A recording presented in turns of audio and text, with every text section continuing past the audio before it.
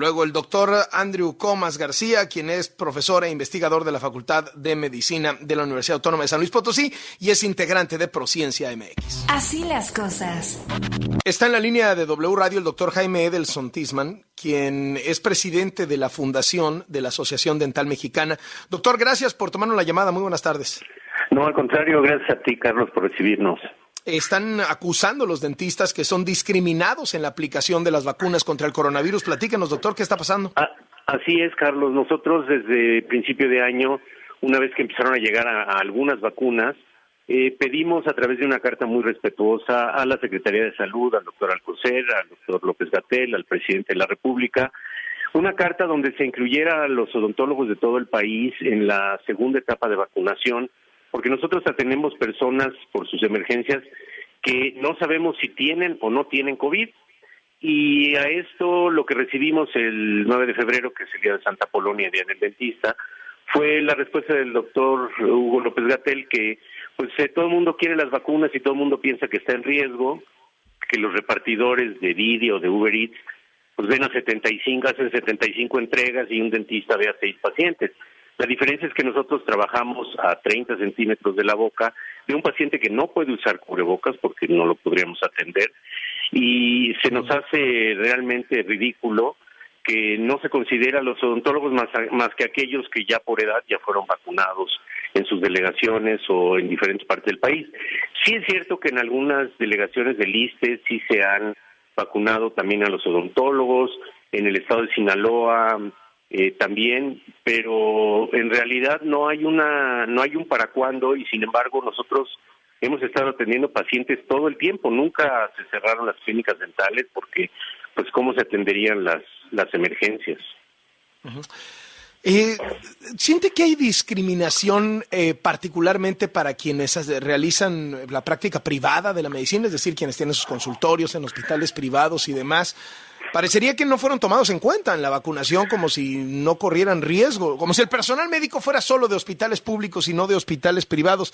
¿Siente que hay un tema ahí, pues entre de discriminación, de ideología, no sé cómo llamarle, o de franca negligencia que no se les ocurrió que también había médicos privados? ¿Cómo ve esa parte, doctor?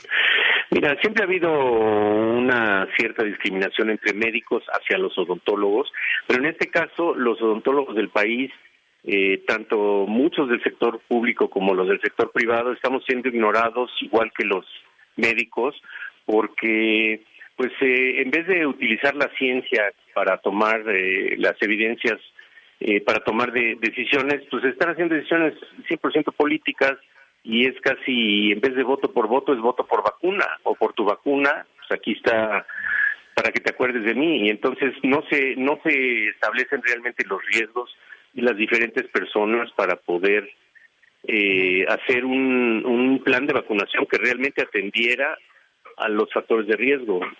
Doctor, ¿les toca a los dentistas atender a pacientes con COVID? O sea, pienso que pues a lo mejor alguien que está en su casa o incluso con oxígeno, pero en su casa, pues de pronto tiene una emergencia médica, no sé si ha pasado y pues hay que entrarle porque no el dolor ha de ser insoportable, pues una emergencia de los dientes pues es durísima, ¿no? ¿Les ha pasado?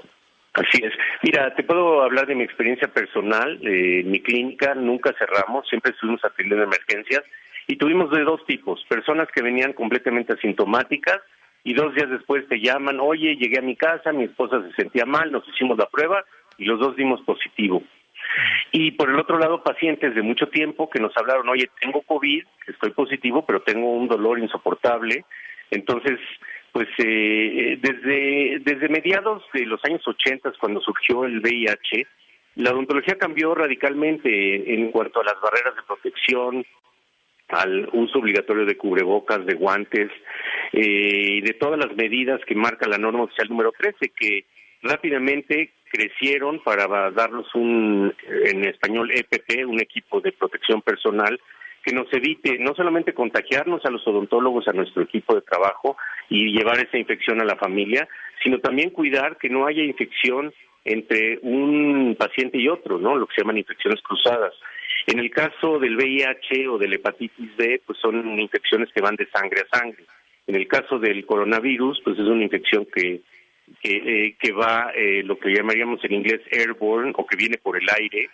Si un paciente tose, o los aerosoles que se generan en una clínica dental, pues deben de estar muy bien controlados para que si ese paciente es positivo y él no lo sabe, y por ende no nos dice, pues tenemos que tomar las medidas, como son sanitizadores como pistolas para sanitizar, no pasar un paciente inmediatamente después del otro, tomar la temperatura de todos los que vienen, hacer un triage por mensajería, por WhatsApp, para saber si estuvieron en contacto, si tuvieron síntomas, antes de traerlos al consultorio, porque nosotros tenemos que proteger como si todos tuvieran. Afortunadamente, te puedo decir en mi experiencia personal, las medidas de protección que hemos ampliado aquí desde hace un año, pues nos han servido para que ninguna persona del equipo se contagie. Doctor, digamos, ¿han recibido alguna suerte de respuesta por parte del gobierno frente a estas respetuosas solicitudes, cartas y demás? Digo, ya escucho que han endurecido el tono, pero ¿algo? Mire, ni siquiera ¿Diálogo? Nosotros en la carta ofrecimos que como personas que inyectamos a 20, 30 pacientes diarios sabemos inyectar, y que en especial los miembros de la Asociación Dental Mexicana podíamos ofrecernos como voluntarios para unirnos al equipo de vacunación. Pues no recibimos ni siquiera un no gracias o un sí o vamos a pensarlo. Simplemente ignoraron que no es una carta nada más de la Asociación Dental Mexicana, también otras organizaciones como el Colegio Nacional de Cirujanos Dentistas, la Federación Mexicana de Escuelas y Facultades de Odontología. Y déjame aquí hacerte un ejemplo. Durante un año han estado cerradas todas las escuelas y facultades de odontología del país. Nada más la UNAM atiende entre 90 y 100,000 pacientes en un año. Y son personas que se quedaron varadas con sus tratamientos o a la mitad, o los tratamientos preventivos, o la fundación que hizo la ley de paquetes bucodentales para la Ciudad de México, para que todos los niños en escuelas públicas se cepillen todos los días, y esta ley ya se ha aprobado en Sonora, en Yucatán, en Durango, en Chihuahua, en Hidalgo, en Guanajuato, y los niños no están en clases, pero la salud bucal de los mexicanos está en pausa, y el retroceso va a ser terrible, porque la salud bucal es algo muy importante, y no, la gente lo tiende a pensar que es nada más la caries de un diente, pero hoy sabemos que personas con problemas parodontales mujeres embarazadas pueden tener partos complicados, pueden tener partos prematuros, bebés de bajo peso al nacer, que van a tener secuelas toda la vida y que empezó por una mala atención de la boca. Hoy sabemos que muchos de los problemas cardiovasculares también se iniciaron con una infección periodontal en la boca. Hoy la caries dental en el mundo, y México no es de excepción, habla de un 90-95% de prevalencia de caries en edad primaria de 6 a 12 años. Imagínate todos esos niños de poblaciones vulnerables que no pudieron asistir a citas en universidades. Si se hubiera vacunado a esos odontólogos que dan clases en las universidades, pues a lo mejor ya hubieran regresado en forma gradual, pero pues hay una desatención completa a lo que es la atención bucal y sobre todo la vacunación de los cirujanos dentistas. Doctor, gracias por estos minutos para W Radio. Muy buenas tardes. No, gracias a ti por permitirnos expresar todo esto. Gracias, el doctor Jaime Edelson Tishman, quien es presidente de la Fundación de la Asociación Dental Mexicana.